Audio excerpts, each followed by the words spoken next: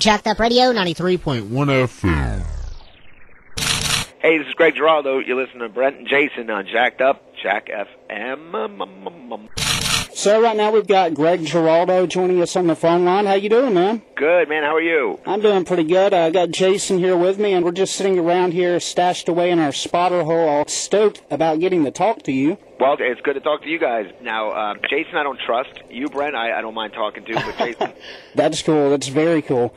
Well, dude, before we get started, I just had a quick story to tell you about the other night. We were prepping for this interview. Yeah. And we were posted up over at Jason's, and he'd actually stayed up till like 3 in the morning this past Saturday, and he was taping Midlife Vices on Comedy Central so we could watch it again. He had to be at work like 3 hours later, but we were sitting there, we're watching that and the greatest roast moments you hosted on this crappy VHS tape. I mean, he's probably been using it since the 80s, I would guess. Oh, 95, man. Come on. Whatever, but... VHS. Yeah, no joke. And like right beside us, each one of us had a printout of your Wikipedia page, which, as I'm sure you know, it's the premier source for accuracy since anyone can edit it. Yeah, dead on. There's nothing in there that's weird or wrong at all. Absolutely not. But yeah, it just struck me as funny, and I just had to share that with you real quick. That is funny. Well, funny and flattering. Thank you.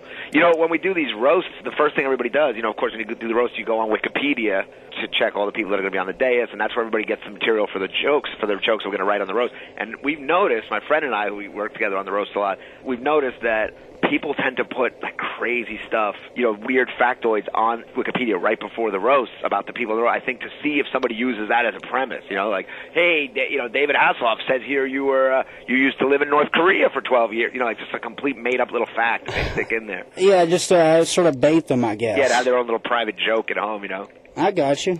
So, obviously you were just on the roast with David Hasselhoff. You've been on Comedy Central all week with Midlife Vices. The greatest moments of the roast program, like we said, but what else do you have going on right now? Well, I was the judge on Last Comic Standing, which that just wrapped last week. We just did the finals on that, so that ended. And now I'm just working the road a lot, trying to get another hour special together. And I'm shooting a pilot for Spike, where I'm traveling around the country just asking a bunch of questions, different locations.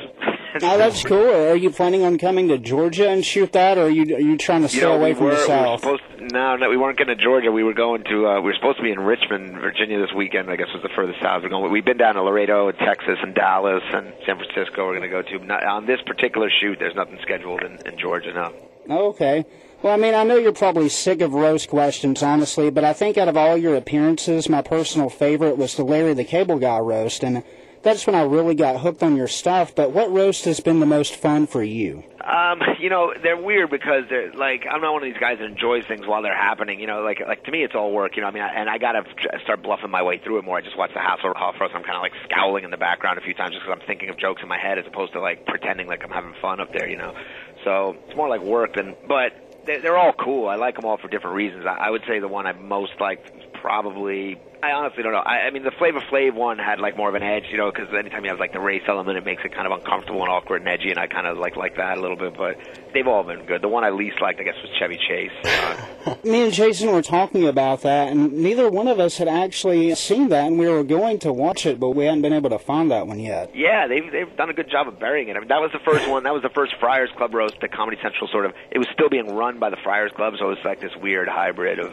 It was a weird dynamic. Like Chevy Chase hated everybody on the dais. In fact, I've heard interviews where he says it was an awful experience because he's being roasted by people half as funny as him, and so that's the kind of gracious energy that was going on. I see. So, who, if you had your choice to roast anyone, who would it be? I don't know. I can't think of any individual I'd really want to roast, but the main thing is, like, what you got to have, and this is where it gets tricky, you know, you want somebody that's done a lot of stupid stuff so you can attack them for that. You know, somebody that's had a lot of success, so they're well-known enough and they can take the pounding, and then has, like, had a real fall from grace and then be resurrected back up. So maybe Jesus, somebody like Jesus. Or George Bush, maybe. Yeah, George Bush would be good, or Jesus. I was just thinking maybe Lindsay Lohan would be a good target.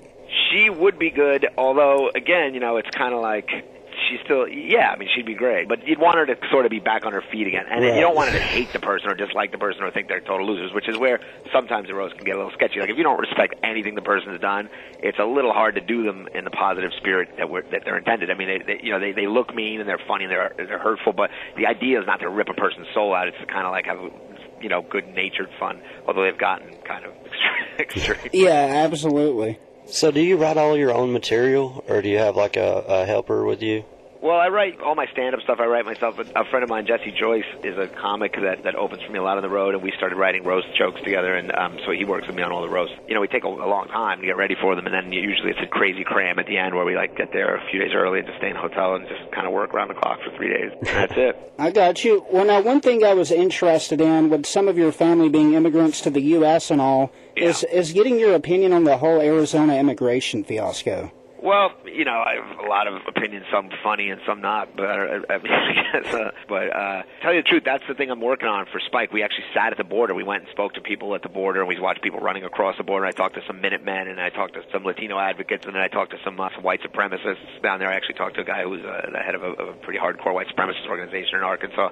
And, you know, I don't know. I think that if we really wanted to stop people from coming, we could do it very easily by penalizing the people who hire people. You know, I think that that's the problem, that nobody really knows what they want to do. You know, do we want people to keep flooding over? People are not coming over to just sit here and take our services. People are coming over for jobs, and we're giving them jobs because we want the lower cost of living. That brings us. We want people to take care of our kids cheap. We want people to mow our lawns cheap, working at chicken factories. You know, if we're serious about not having people come over illegally, then raise the wages and pay union wages for American, you know, or immigrants that are already here. As far as like the Arizona law, I think it's an outrage. I think that just being able to ask people for their papers is ridiculous. Right. You know, I mean, that's the most un-American thing I've ever heard. Just to be able to walk up to someone because you suspect they might be illegal and ask for papers. Not to mention the states' right thing. I mean, immigration's a federal issue. The problem is that both sides, you know, everybody argues either on the liberal or conservative side, and nobody tries to find the right side. Nobody tries to find the actual answer. What are we trying to do here? What do we really want? How many people do we really need to come in each year? What's a fair thing to do? You know, nobody talks about that. Yeah, they're just looking out for their own interests, mainly. But so I've heard a lot of comedians don't like to do radio interviews. What's your take on it? Well, it's not that, like, for example, this one's very pleasant, but, you know, I'm not being particularly funny right now. It's the middle of the afternoon, you know, so it depends. It's not radio interviews per se. It's that generally they're all first thing in the morning, you know. So you travel, you fly in, you're doing a date. Let's say you're doing a date in Atlanta somewhere, right? So you get there the night before, or, you know, now you don't sleep because you're in a hotel. You just got there. Maybe there's a time difference or whatever.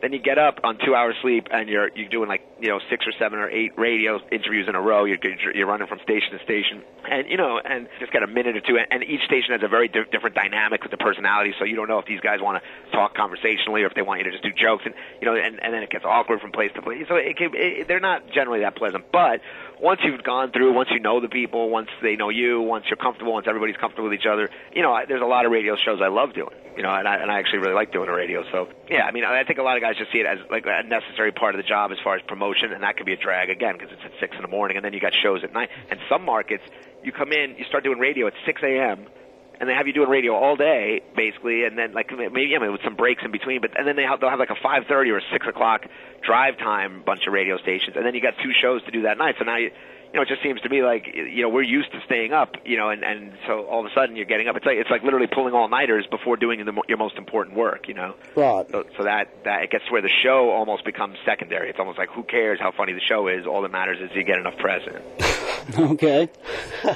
We'll take that, man. We certainly appreciate you taking the time to call us, though. Really, we do. You got it, guys.